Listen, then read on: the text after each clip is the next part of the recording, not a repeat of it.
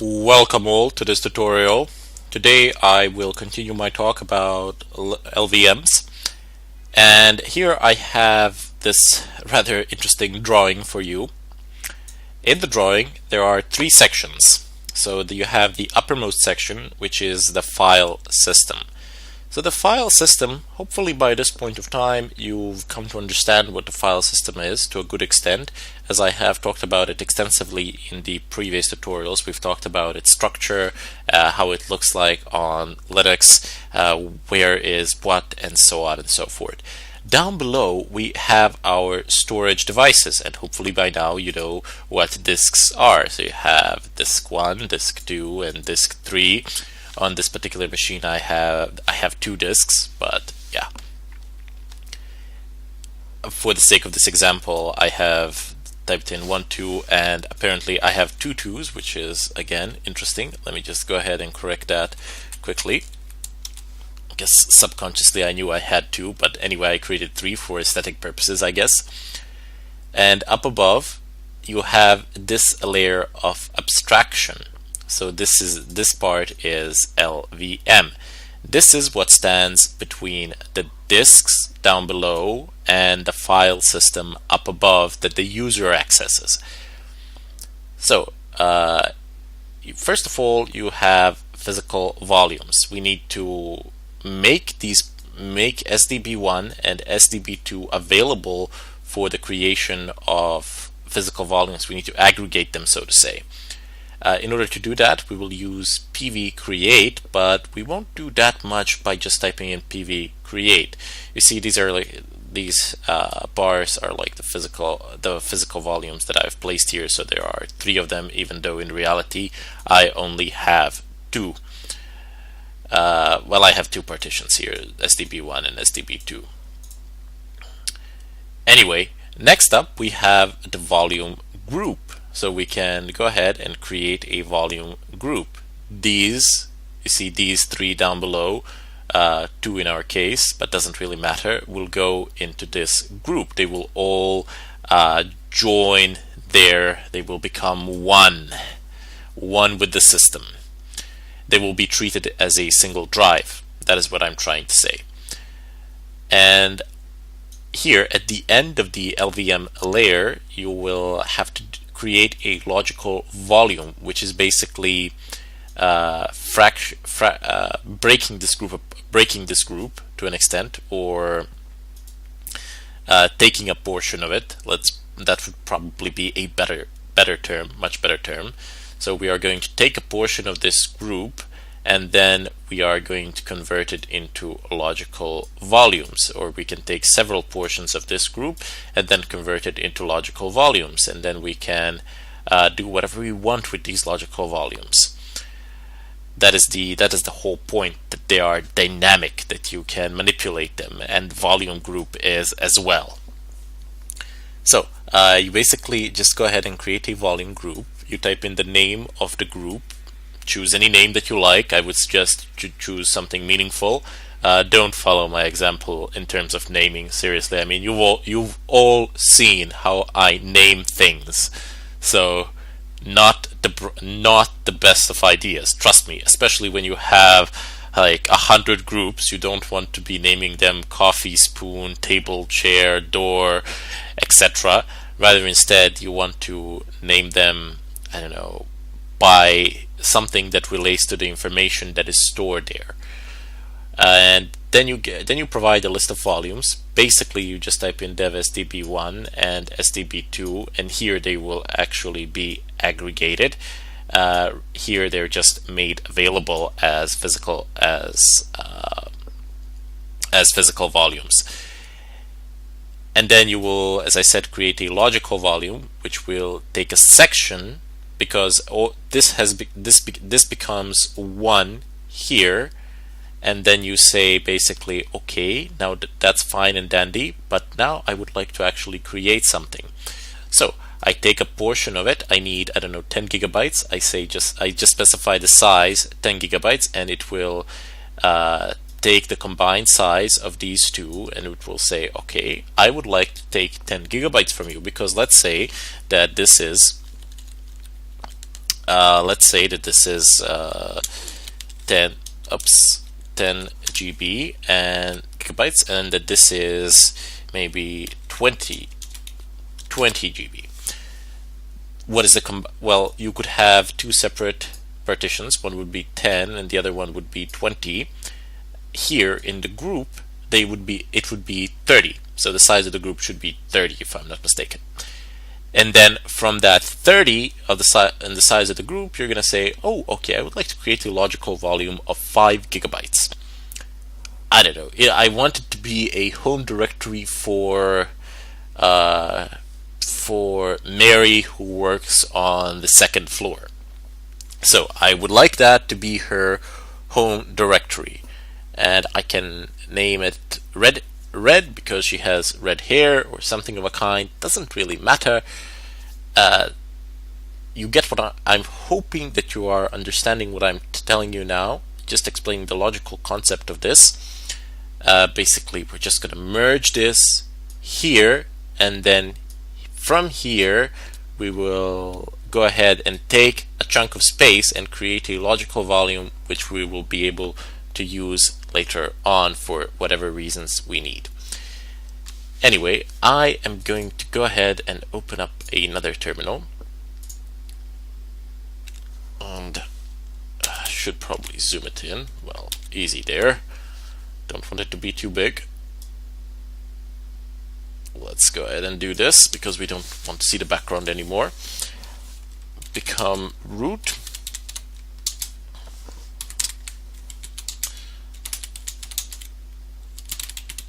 Clear. Excellent. Oh, wait. Now it's excellent. Things that we need to do. Well, as we saw from the example, the first thing that we should do is actually do PV create. But hey, wait. Before you do PV create, you had to conduct the changes from the previous tutorial, and furthermore, I don't need to do it here because I already know what I'm going to assign and what partitions am I going to use. But you should definitely take into consideration, like, okay, I have these partitions, I have these disks. From here I will take that, from there I will take that. I would advise you to take a pencil and a paper and just assign things on paper, just so you have some sort of schematics for yourself which you will use at a later point of time. Now let's go ahead and start creating things.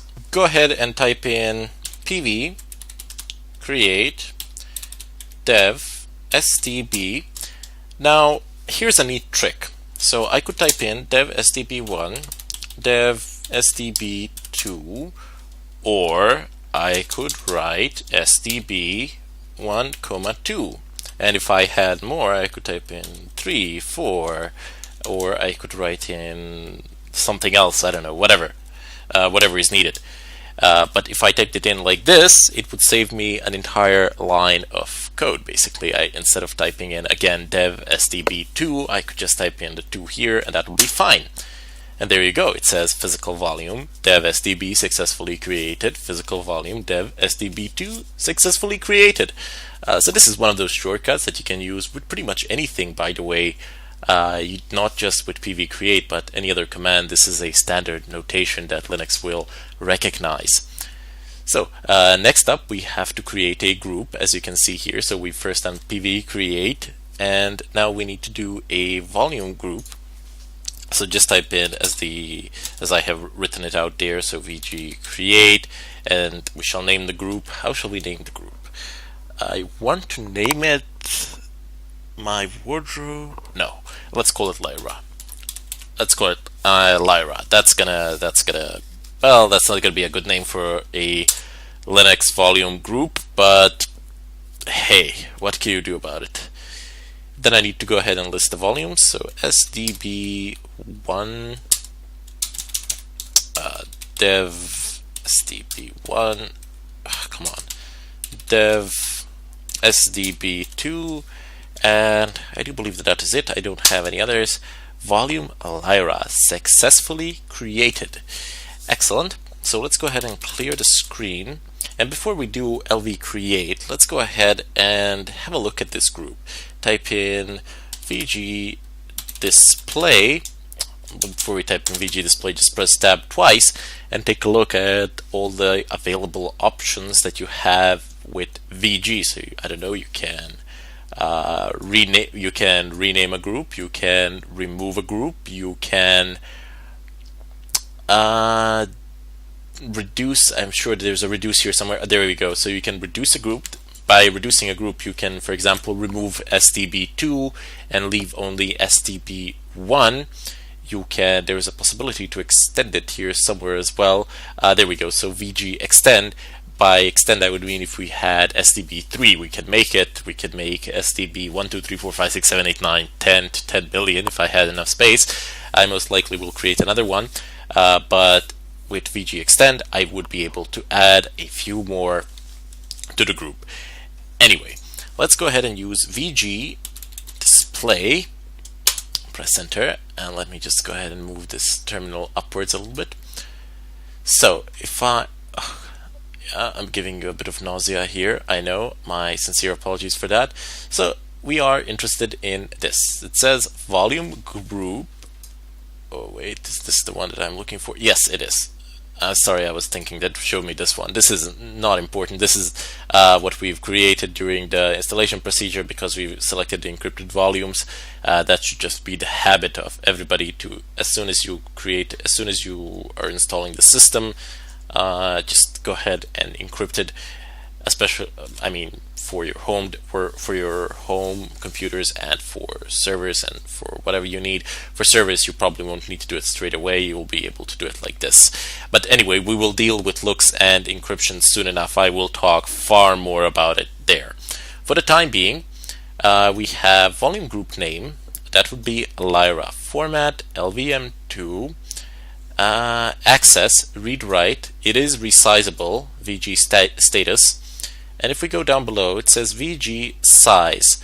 Now, I am fairly certain that when I was creating SDB1 and SDB2 that they were 10 and 5. If I am mistaken, if I've typed in something else, please correct me in the discussion section. But it doesn't really matter. We've just combined the two into this group, and that is what I really wanted to show you here. If we go down below, that would be it. You have the UUID of the group as well, so that's not a bad idea to keep it in mind that it is here. Okay, so you have 14.99 gigabytes, and this is basically what is free. I think I have only 38 megabytes that are taken on SDB2. I think I've created a file, hey, and that was 38 megabytes. Directory, I think, or something of a kind. I'm not sure. It doesn't really matter. That's what's taken. Completely irrelevant, by the way. Let's go ahead and clear the screen now. Next up that we have to do is, as I have shown it here, we have to take a chunk of a volume group and actually create something meaningful out of it that the file system will be able to use and utilize, basically to be able to give a sense of dynamics to it. Anyway, let's go ahead and type in LV create, and then we're gonna go ahead and name it. This volume group will be named so Lyra, and what else goes with it? Well, Lyra Junior. Yeah. So that's going to be the name, and then for L, we need to define the size. How big do we want this logical volume to be? Well, I'm going to go ahead and say I don't want to select 5. Let's go ahead and select 11. So 11 gigabytes, because that's going to have one partition is 10 and the other one is 5, and if we take 11, that's going to take a significant chunk of it, and then we need to say a group from which we want to take this chunk from. The group is Lyra. Press enter. Logical volume Lyra Junior created. LV display. Let's go ahead and move this upwards a little bit. So up, and up we go. Further up we go, and there we go. So logical volume Lyra Junior, logical volume path. So you first have to go into dev and then into the group, logical volume group Lyra, and then you have to go to the logical volume that is actually within that group. So volume group name, logical volume. You have pretty much the same information there, and here you have the size that is displayed. Now let's go ahead and take a look at another interesting thing. Volume group display. Let's see if it's going to show anything here. And this is not the one that we're looking for. This is the one that we are looking for, and you can see that it's allocated 11 gigabytes, has free 3.99 gigabytes, which is basically 4. It adds up to 5. Anyway, I bid you all farewell here because I am running short on time, and I sincerely hope to see you in the follow-up tutorial where we will continue to work with this.